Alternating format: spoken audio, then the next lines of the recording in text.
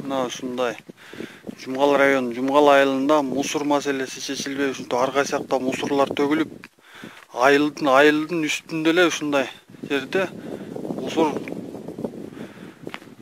яманы ушул жерге ачып коюшуп, азыр эме болбойт атат.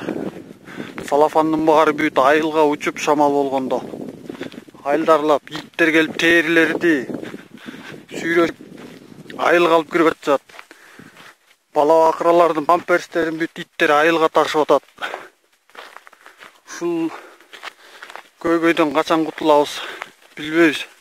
Жумгал районунун Жумгал айылынын эң көйгөйлүү маселелеринин бири болуп атат да, ушундай козулар өлгөн малдын баарын келип ташташат. Терилер, үшөк. Мунун баарын карасаңыздар. Ушул көйгөйдөн качан кутулабыз? Монтип салафандын баары айыл түгөстө учат.